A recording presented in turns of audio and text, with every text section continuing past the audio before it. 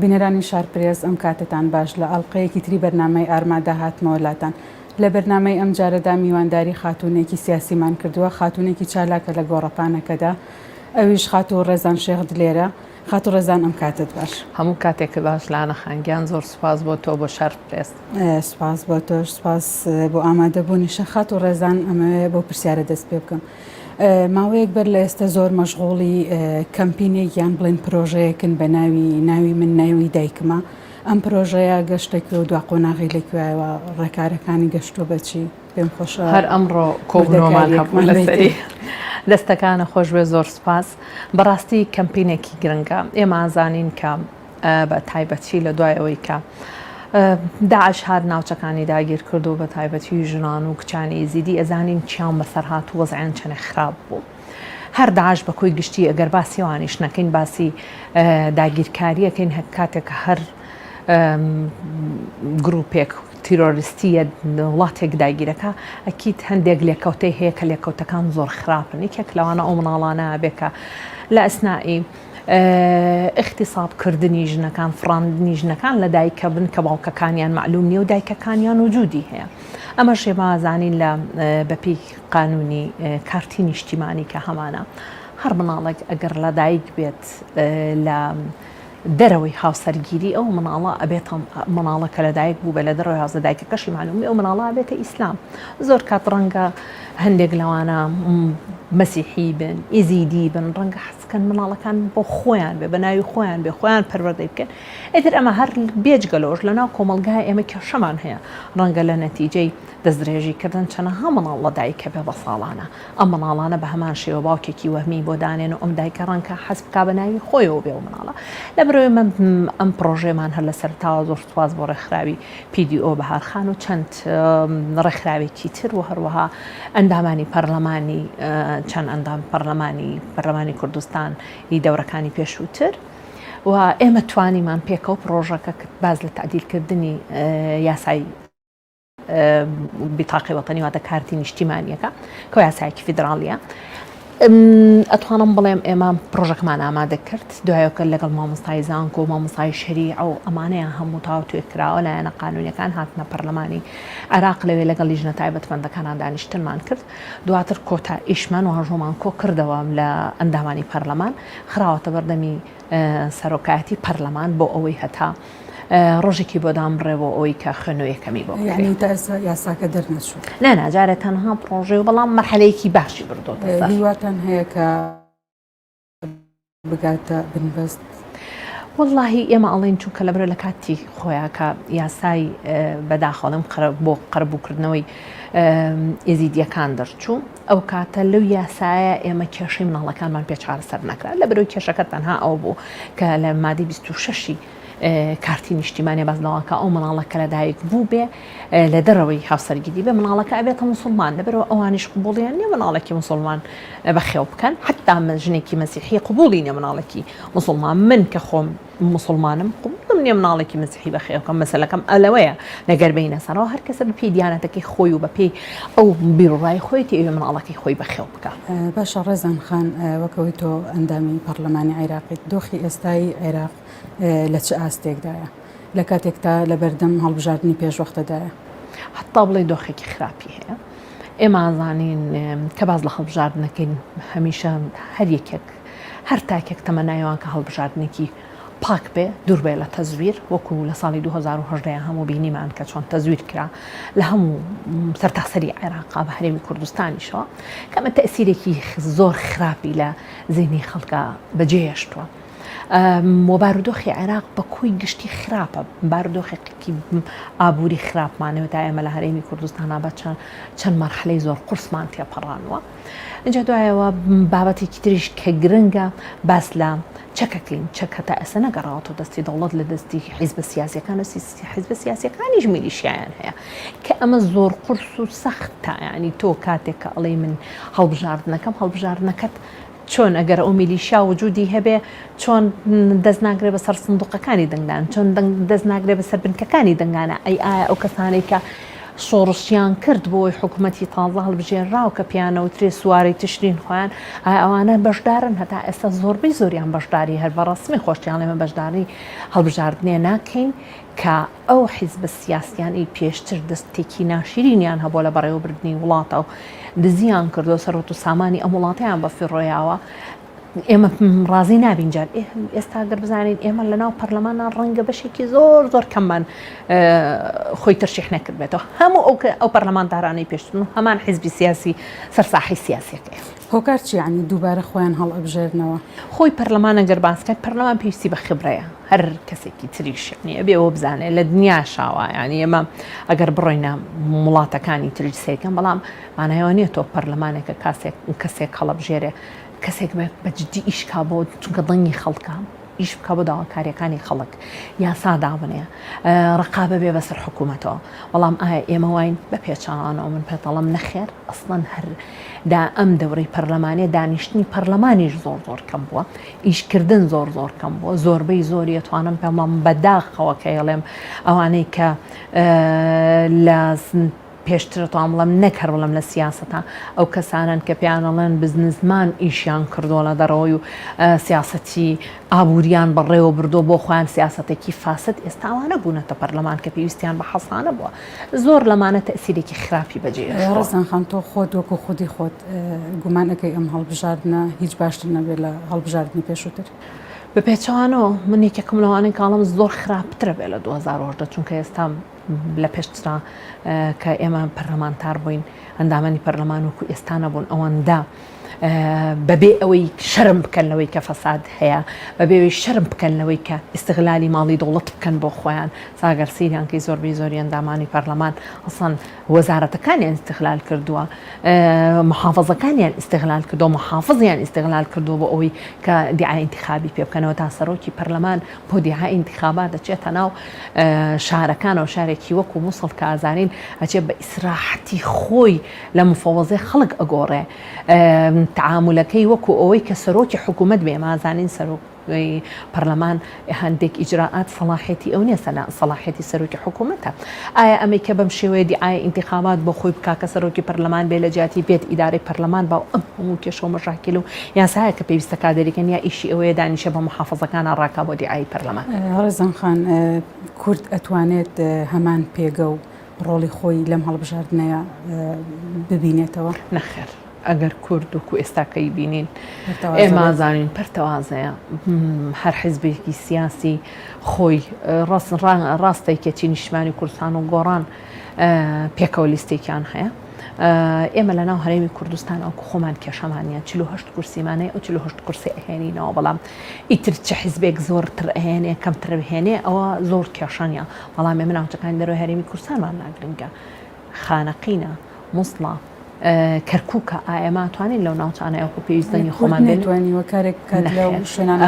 نەخێت حتا ئێستا هەن ئێمە زانین لە زۆربەی کوردەکان هاتوونەتە دەڕۆ لە شاری کەرکووک حیزبە سیاسیەکان هەندێک کەسێکی حیزبێکی وەکو پارتی هەتا ئێستا بنکە و بارەگاکانی خۆی نەگەڕانەوەتەوە ناوەیە پێشمەرگە نەگەڕاوەتەوە ناو ناوچەکانی دەرەوەی هەرێمی کوردستان کە یەکێک لە داواکاریەکانی ئەمان پێش ئەوەی کە داوا بڵێن وڵا ئێمە ئەچینە ناو ئینتیخاباتەوە وایە کورد ئەو داواکاری هەبووە بتە پێشمەرگە بکڕێتەوە ناو ئەو ناوچانە بۆ ئەوی حیمایە لەقل سندوقەکانی دەنگە ئەو ناوچانەی بکردایە کە کوردەکان دەنگی لێەیە ڕێزان خان ئەگەر هەڵسەنگاندنێ بکەین ڕۆڵی کورد لە پەرلەمانی کوردستانە لە ماوەی ئەم 3 ساڵەدا لە چه ئاستێکدایە بە واقعی بین ئێمە زانین حیزبە سیاسیەکان بە کۆی گشتی ویستویانە لە عێراق بەسەر تاسەر بە هەرێمی کوردستان ئەیانەوە پێگەی لە پەرلەمان لاواز کرد ینی ئەوە سیاسەتێکە کە خۆیان ویستویان نەیە چونکە دەسەڵاتی گەورەی هەیە بەسەر دەسەڵاتی جێبەجێکردنە اینجا دەسەڵاتی یاسادانان وەکوتم پەرلەمانتاری پێویستی بە خێبرەیە لەگەڵ ڕێزێکی زۆرم بۆ ئەو کاندیدانەی کە هەڵیان ژاردن و ئێستا ئەندامی پەرلەمانن ڕەنگە بە خۆشیشمەوە بێڵم پێویستمان بەوە بوو کە کەسی زۆر شارەزاتر بۆ ناو پەرلەمان دابنین پەرلەمان تەنها جێگەیەک نییە بۆی تۆتە بەس بی دیعایە بکەی بۆ خۆت چیەکەی تو چیناکەی ئیش عملیەکانت چییە چەند توانیتە چەند یاسا دەربکەی چەند پرۆژەت پێشکەش کردووە کە داواکاری خەڵکە چەند توانی وتە بەڕاستی کە باز لە مەدەنیەتەکرێ باز لە دیموکراتیەتەکرێ ئەمە وڵاتێکین کە پێوترێ عێراقی دەوڵەتێکی دیموکراتیە هەرێمی کوردستان کە ئێمە لە نەویەکەوە باز لەواکەین ئازادی ڕادەربڕین و پەرلەمان جێگایەک بێ بۆ کەسانی دیموکراتی خواست چۆن بتوانن لە ناو کۆمەڵگایە بە بیرێکی مەدەنیانەوە بیر بکەنەوە. ئێمە بینیمە لە ناو پەرلەمانە باسی شکستی پەرلەمانەکە پێتەڵە شکستی شکستەکە وەکو حکوومەتێکی مینەوەیە. یعنی ئەمە من هەر کەسێ بینڵێ و لە هەر جێگایەکان قسە بۆ من کە بە حیزبەکەی خۆشمەوە لە لای من ڕەفسە ئەو مەسەلەیە مادەم تۆ نەتوانیت ئەندامێکی پەرلەمانت بخەیتە ئەویا ئەوەندە تەوعیە و کردبێ کە یەکسانی لە پێناو ژن و پیاوە یەکسانی لە پێناو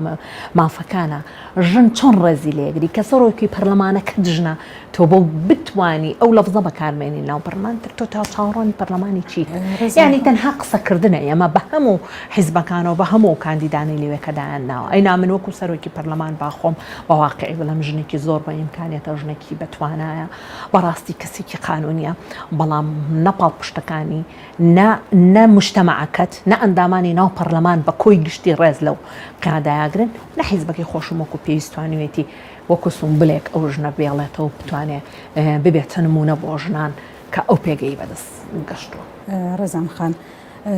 ژنانی پەرلەمانتاری عێراق بەسەر جەم فراکسیۆنەکانەوە تا چەند توانیوانە نوێنەری ڕاستەقینەی خەڵکی کوردستان بن بە تایبەت ژنان.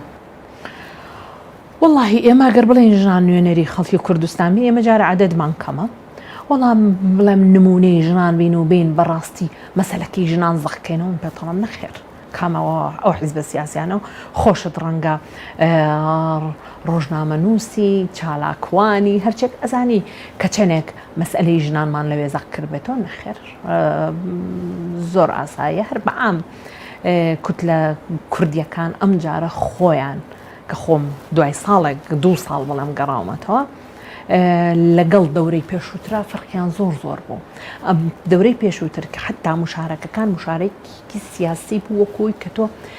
پێتەوترێ هاوپەیمانی کوردستانی بەڵام ئەم جارە هاوپەیمانی کوردستانی بوونی نەبوو هەر حیزبێکی سیاسی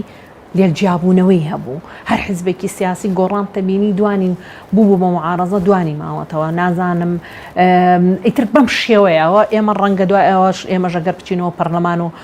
ئینتیخابات نەبێمەش بە هەمان شێوە تەعامل بکەین لەبەرەوەمانە قورسن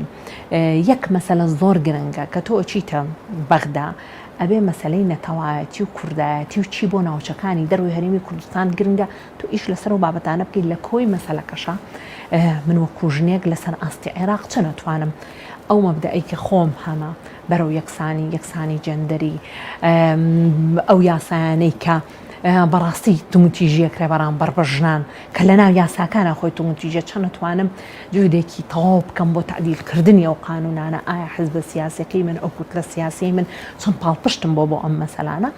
ئەمانە هەموو مهمن بەڵام من ئەمانە نابین. یعنی تا چەند گرنگە کاتێککە ئەچنە بەغا مەسەلە نەتەوەیەکە وەک بە ڕێزوتە ئەوە زەق بکەنەوە لە مەسەلە حیزبایەتیەکە ئەوە زۆر گرنگە بەڵام ئێمە بەداخەوە مەسەلە حیزبایەتەکەمان بە تایبەتی حیزب ئاساسیەکان بە یەکێتیش و پارتی شۆکەت و حیزبن و پێگەی خۆیانیان هەیە لەوێ ئەوەندەی ڕەنگە پەیوەندیان بە حیزبێکی عەرەبیەوە هەبێ و بتوانن لەگەڵ ئەوە ئیتیلافکەن کەمتر لەگەڵ خۆیانە هۆکاری ئەم پەرتەوازیە بۆ ئەو ماڵی کوردیە خۆی توێ سەسیرکە لە هەرێمی کوردستانە چۆن ڕابەڕێگایە هەر ئەمەیە لەوێ ڕەنگەیەتەوە یعنی پارتی ڕاستە باسی کوردایەتیەکە و باسی نەتەوایەتە بەڵام بکەیتە سەر مەسەلەی جددی بەڕاستی لێبوردەی نییە بۆ حیزبەکانی تر بێت پێکەوە ئیش بکەن لەسەرەوە مەسەلانە مەسەن بۆ نمونە پۆستێک هەیە لە بەغدا بێت پێکەوە بڵێن ئەم پۆستە بە ئەم جارە بۆ پارتی نەبێ بۆ یەکێتی نەبێ بۆ یەکێک لەو حیزبە سیاسیانەی تر بێ بۆی هەست بە ئینتیما بکا بۆ ئەوەی کە فعلەن لە هەرێمی کوردستانە وجودی هەیە یەکێتیش ڕەنگە بە هەمان شێوە حیزبەکانی تریش تەنها ئەویش تەسیرەکەی وەکوتم هەرێمی کوردستان بە سەرۆکی هەرێمی کوردستانەوە بە سەرۆکی هەموو حیزبە سیاسیەکانەوە نەیانتوانیوە دابنیشن ئەم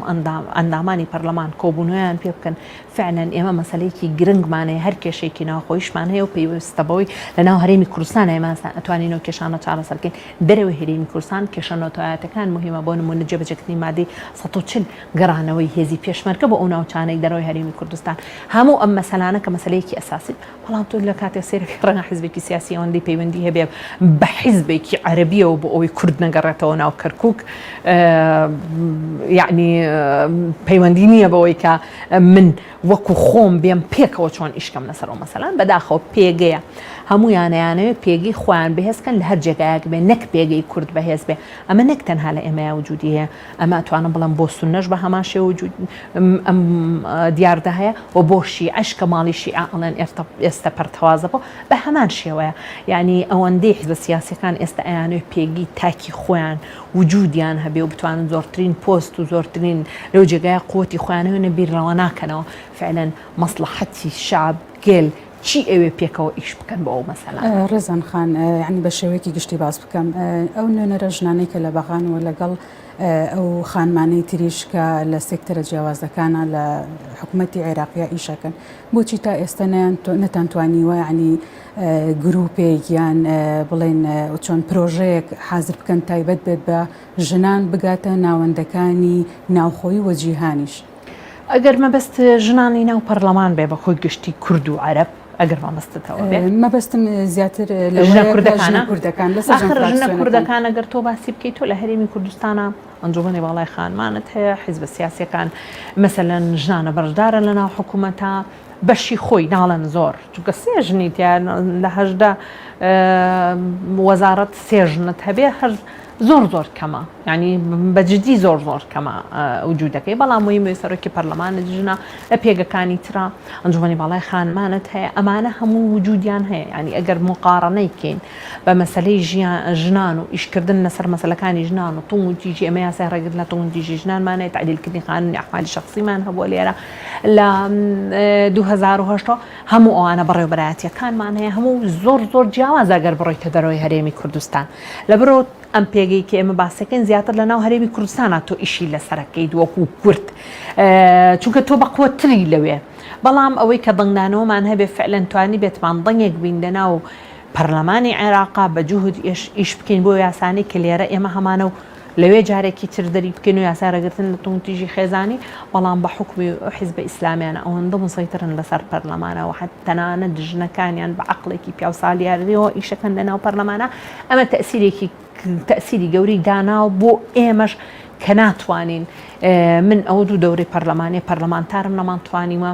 یاسایەکی ڕێگرتن لە تونتیژی خەزانی دەرکەین لەناو پەرلەمانەیە. ڕەزەم خان سەرۆک کۆمار لە ماوەی ساڵی ڕابردوودا چەندین پرۆژەی ئامادە کرد و پرۆژەیەکیشی جێبەجێ کرد ئەوەی پرۆژەی ئیمزاکردن لەسەر ژنانی یەزیدی تا چەند ئەمە توانرا ببێتە یارمەتی دەرێک بۆ ژنانی تریش. زۆر باش بوو چونکە ئێمانزانین ئێزیدیەکان بۆ هەموو نەهامەتی بەسەریانە هاتووە کە لە ئەساسیان پێویست بۆ کە دادگایەکی تایبەت مندا بنرێ بۆ ئەوەی کە لێکۆڵین و لە کێشەکانیان بکرێن محاکەمەی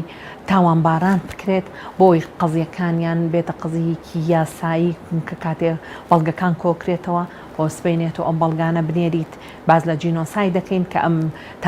تاوانێکی جینۆسایدە بەرامبەر بە ئیزیدیەکان کراوە ببێتە دادگای نێودەوڵەتی ڕەنگە ئەمانە زۆر گرنگ بێ بەڵام لە هەمان کاتیشا پێویستیان بۆ بوو کە قەرەبوو بکرێنەوە کارە قەرەبووی مادی توانرا ئەو پرۆژەیەکی باش بوو هەرچەنەوەکو من وتم کە پێویست بوو بۆی کەم کێشەی بناڵەکانیشی تیا چارەسەر بکرێت کە تیاە چارەسەر نەکرا توانرا ئەو پرۆژەیان سایە دەنگی لەسەر بدێ بە کۆی باش بوو لە ناو پەرلەمانە کێشەیەکی ئەو توی ڕوبەڕوو نەبووە توانراو یاسایە دەربکرێ بەڵام لەگەڵ لە هەمان کاتە ئەو کوتم ئێمە پێویستمان بە یاسایە کە دادگایەکی تایبەت مندامرێ و دوو پرۆژە هەیە لە ناو پەرلەمانە پێویستمان بەوەیە و سەرۆک کۆماریش هاوکار بۆ هەر لە سەرەتاوە پرۆژەی ڕێگرتن لە تونتیژی خەزانی ناردۆ لە ماوەی 2 ساڵ زیاترە تا ئێستا ئەوە تا لە لای سەرۆکایەت دەستی سەرۆکایەتی و نەنێراوەتە ناو لیژنە تایبەتەکانەوە و حکوومەتیش بە هەمان شێوە پرۆژەیەکی ناردووە ئەویش هەر بۆ ڕێگرتن لە تونتیژی خێزانی ئەوش هەر نەنێراوەتە ناو لیژنە تایبەتی ئەمە کە لە لیژنەی ژنانی نەنێراوەتە ئەنی مەسەلەی ژنان و مەسەلە ئازادیەکان و ئەوانەی کە باس لە ئازادی بکە ئازادی بیر و ڕا ئەو مەسەلانەی لە خزمەت و پێویستیەکانی خەڵکایە زۆر کەم لە ناو پەرلەمانی عێراقا وەکو یاسا دەڕەچێت یعنی ئەمە گەورەترین کێشەیە ڕەنگە لە هەرێمی کوردستان شا بە هەمان شێوە بێت زۆر کات ئەوترێ ژنان بۆ کایی سیاسی ناگونجێن ئەمە لە کللتوری کۆمەڵگەوەیە یان شتێکی ڕاستی دەبێت ژنان خۆیان دانی پیابنێن یان دژایەتیەکە کە بەرامبەر ژنان ئەکرێت. بە پێچەوانەوە ژن بۆ هەموو کایەک گونجاوە، بەڵام بارودۆخەکە چۆن بۆیە گونجێ. من ئەبینم پیاوێک هەموو ڕێگاکان لە بەردەمیایەتی توانیوێتی زۆر بە بربەستی نییە، بربەستەکان بۆی کراوەتەوە و بە ئاسانی ئەتوانێت بگا بە هەموو پێگەکان. چونکە ئەگەر ئێمە باسی توانایی لێهاتووی بکەین بۆ پیاوانی وڵاتی ئێمە بتوانەوە بێ لێهاتوون، ئەوەی کە ئێمە گەیانۆتە ئەم بارودۆخە سیاسیە خراپە، ئەو پیاوانن، ئەو سەرکردە خراپانن، هەموو ئەفکار و فکری ئەو پیاوە خراپانن، چ لە عێراق و چ لە هەرێمی کوردستانە بۆ حیزبە سیاسەکان ئەوەندە لێهاتوون سەرکردەکانیان تا ئێمە فەخریان پێوە بکەین، کامیان توانیوانە ئێمە بگەنە پێگەیەکی باشتر. ئەو لە هەرێمی کوردستان ئێمە لە نەوەیەکەوە دەسەڵاتێکی سەربەخۆی خۆمانمانەیە هەتا ئێستا چاوەڕوانیەوەین 200 میلیاردمان لە حکوومەتی فیدراڵەوە بۆ بێ لەگەڵەوەی هەموو خاکەکەمان نەوتە و نەوتەکانمان بەتاڵانە فرۆشتێ. ئەمە هەموو ئەو پیاوە سیاسیانە نین، نەڵێم بە پێچەوانەوە، بەڵام بارودۆخەکان بۆ ئەوان زۆر باش گونجاوە. ئێمەی ژنانیش هەرچەند هەوڵەیەن و هەرچەند ڕەنگە هەندێک لە حیزبە سیاسەکان ئەو پیاوە بەدەسەڵاتانە هەمیشە پاڵپشتی ژنانی زەعیفیان کردووە، زۆر جار ژنانی بێتوانە ئەهێنن، بێتوانە مەبەستمەوە نییە، مەبەستم ئەوەیە هەموو کەسێک وەکو یەک ڕەنگە شیاو نەبێ بۆ سیاست. ڕەنگە من ئێستا ئەگەر بم کەنە ئیعلامی نەتوانم ئیعلامیەکی سەرکەوتوو بم لەبەرەوە شیاو نیم بۆم جێگا، بەڵام تۆ بتهێنن بەبێ ئەوەی بتوانی لە کای سیاسیایشتی ئیشت بۆ کرابێ خۆت پەروەردەکرێ بتێنن بتخەنە ناو سیاسەتەوە بە تەکیدی ڕەنگە سەرکەوتوو نەبی. بنەڵەم پیاوەکان بم هەموو ساڵی کە ئیشەکەن ئەوە تا سەرکەوتونین لە مەجالەکان ئەی ژنان چۆن سەرکەوتووە بن، بەڵام بەکۆی گشتی ژنانی زۆر باش و بەتوانامان هەیە، بەڵام دەرگاکانیان لێداخراوە چونکە مەسەلەی حیزبایەتی وای کردووە و زۆر جار بەداخەوەڵم کە لە ناو حیزب عەزابێکی زۆری ژنانە درێن ڕوبەڕووی هەموو جۆرە تاوانکاریەکە بنەوە بەرامبەریان. حیزبە سیاسەکان ئێمە تا ئێستا عەقڵی ئەوەی نییە کە تەعامولێکی ئینسانیانە و مرۆڤانە لەگەڵ ژنانە بکە، بە تایبەتی بۆ ئەوەی کە کاتێک کەسێک لە سەرەتایە ئەوێ بێتە ژنێکی سیاسی پێویستی بە دەوڕاتە، پێویستی بە پاڵپشتی باش هەیە، بەڵام ئەمانە بە پێچەوانەوە هەمیشە ژنان ئەمە ژوانکە کە خێزانەکان کەمتریش ڕازی من کە ژنەکانیان یاخود کچەکانیان بچێتە ناو حیزبێکی سیاسی و لەبەری وێنەیەکی جوانیان پێشکەش نەکردو. ئەم وێنە جوانە پێویستی بەکاتە کە ئەم حیزبە سیاسیانە وا بکەن لە بەرنامەیانە، لە پەیڕۆ پرۆگرامیانە، لە تەعامولیانە کە تەعامولێکی ڕاست لەگەڵ ژنانە بکەن هەتا ئەوان بتوانن بەشداری سیاست بکەن و بەشداری بن لە کایەکانی حیزبایەتیە. ڕێزان خان ئەگەر ژن بچێتە سەرکردایەتیەوە چ لە پۆستی سیاسیان ئیداریا بێت، پێت وایە تۆ ژنان بتوان ئەو جیاوازیە بەرجەستە بکەن؟ ئەگەر ژنەکە خۆی ئەو ژنە بتوانە بێ و سەرکردە بێ بە ئەساسەتوانێت لە هەموو جێگایەکە ئەکیت زۆر باشتریش لە پیاوەکانیشکە. بەس وتم کە ژنێک ئیمکانێتی نەبێ، ژنێکی زەعیف بێ بە ئینتیما بیهێنن، ئەو کاتەوەکو هەمان ئەو پیاوەیە کە کردویانەتە سەرکردە و ناتوانێت ئیدارەی تەنها ژوورەکەی خۆشی بە. ڕێزان خان لە ئێستادا کە لایەنە سیاسەکان خەریکی خۆ ئامادەکردن بۆ هەڵبژاردنێکی پێشوەخت و زۆربەی لایەنەکانیش دەبین ڕێژەیەکی باش ژنانیان کاندید کردووە، پێت وایە ئەمە باوەڕبوونە بە توانای و لێهاتووی ژنانیان تەنها بۆ کۆکردنەوەی دەنگە؟ نەخێر، باوەڕبوون و بە توانای ژنان زۆر کەمە لەلایەن بە هەمویانەوە، چونکە ئێمە هەر ئەساساً بەپێی ئەم یاسای هەڵبژاردننی نوێ جیاکردنەوەی مەراکزەکان یاخۆ دەتوانم لەم بازنەکانی هەڵبژاردن بەپێی کۆتای ژنانە، چونکە لە عێراق لە 125 کۆتای ژنانە، بەپێی کۆتای ژنان اختیاریان کردوون. هەموو حیزبە سیاسیانش کە اختیاریان کردوون لە کاتێکا کە لەو بازنانەی کە دەنگ بێنن تەنها ژنێکیان داناوە، ژنێکیان داناویش بۆی کۆتاکە بەرێ.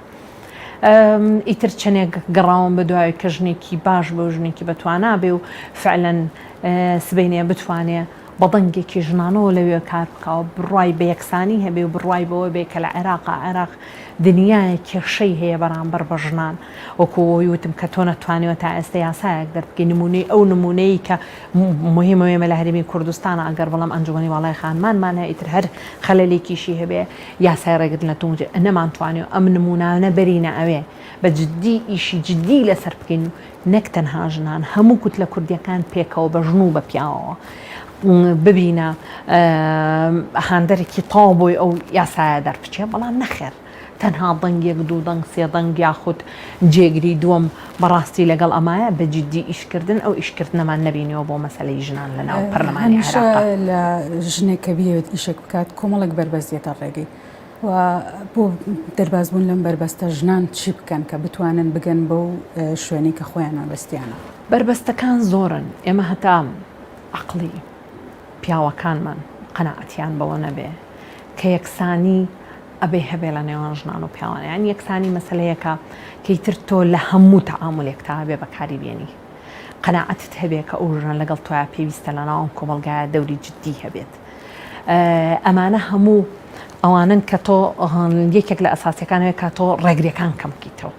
کە توانی دژن بێنی تەکایی سیاسیەوە ژنانی بێمکەن ڕێگەی بۆ بکەیتەوە کە ئەویژی چۆن تۆ ڕێگەت بۆ خۆت کردو تۆ ڕێگەش بۆ ئەو بکەیتەوە لەم فاوەزاتان بەشداری هەبێ لە دانیشتانە بەشداری هەبێ. ژنانیش حیزب سیاسیەکان سریان لە ژنانیش تێکاوە وەکو پێم وتی زۆر جار ژنانی ڕێکخراوەکانی کۆمەڵگەی مەدەنی ژنان کە پیانەوە ترێ چالاکوان ژنانی زۆر بەتوانەوە بە هێزیانتیایە حەزیان نەکرد بێ بچنە ناو حیزبێکی سیاسیەوە لە برێ وەکو وتم حیزب سیاسیش دنیایە بەربەستیتیایە حەزیان نەکرد بێ، بەڵام ژنانی ئەوەی کە بێت چێتە پێگی سیاسەکان لە ناو ژنی ناو حیزب سیاسیەکانن، چونکە لە کۆتایە کە کاتێک تۆ ئەتەوێ بەشداری سیاسی بکەی لە ڕێگەی هەڵبژاردنەوە بێ دوای بچیتە ناو پەرلەمان دواتریش هەر حیزب سیاسیەکان اختیاری ژنێکەکەن بۆی ببێتە وەزیر هەڵناسن ئەوەندە مێشکیان کراوە بێن بە پێی توانە ژنێک لە ڕێکخراوەکان هەڵبژێرن ژنێکی بە توانای چالاکوان هەڵبژێرن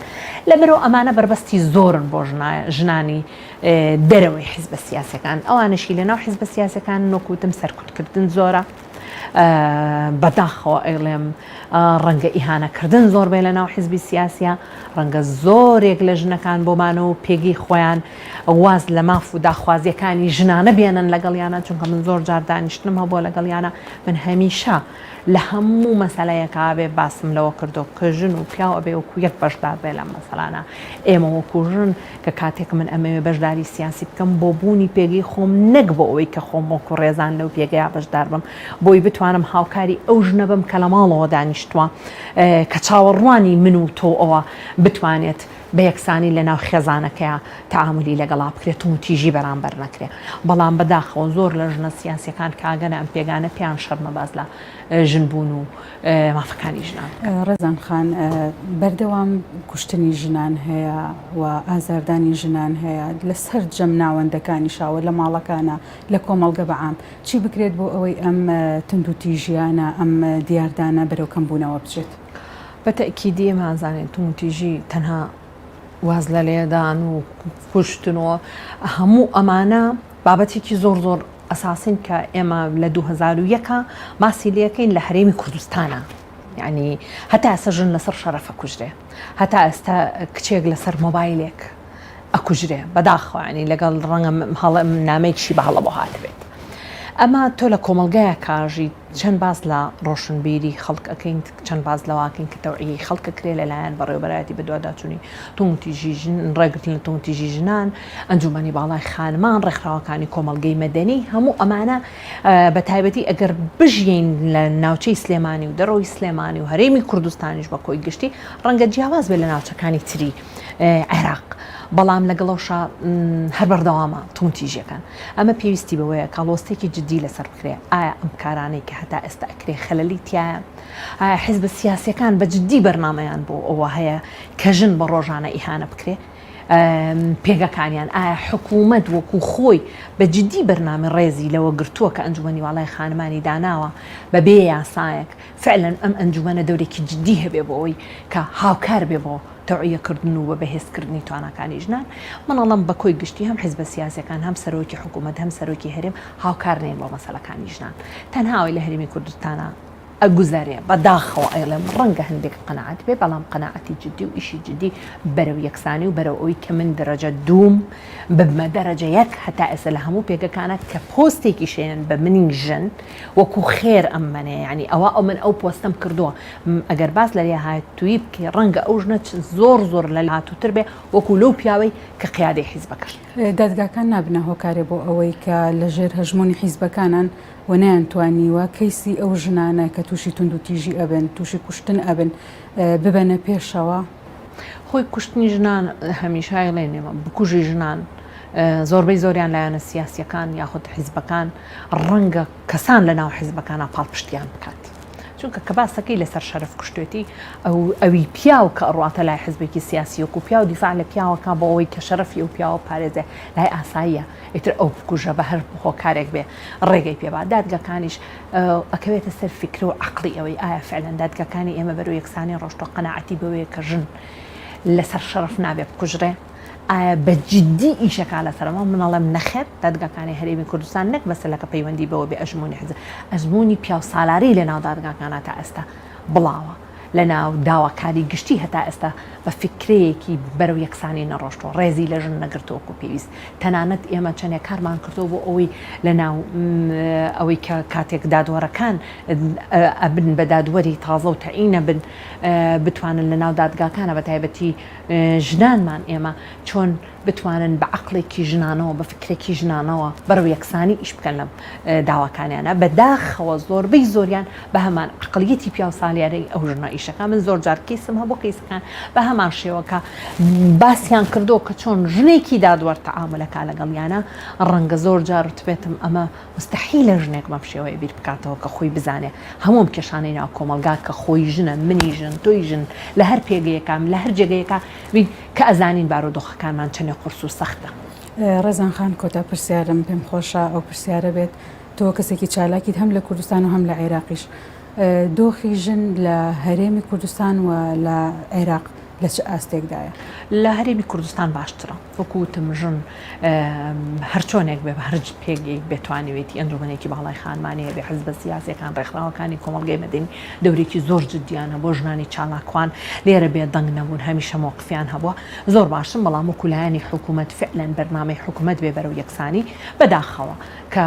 ئێمە بڕیاری نیشتیمانیمانێن بۆ جێبەجێکردنی 325 تا ئێستا حکوومەت لە هەرێمی کوردستان وایە بە جددیتر موازنەی تایبەتی دابنایە بۆ ئەمە باس لە یەکسانیەکە پێگەکانی ژن لە ناو دەوائیرە حکوومیەکانە چۆن پلەکانیان بەرز بێتەوە چۆن بەشداری سیاسی بکەن ئەم حیزب سیاسیانە چێنێ بتوانن ژنەکان بێنە پێگی دەسەڵات و پێگی بڕیاردان بەڵام بەداخەوە مە زۆرکەمە من لە عێراقا لە دەرەوەی هەرێمی کوردستان هەر زۆر خراپە تەنانەت ئەو ژنانەشی کە هێنە ناو پەرلەمان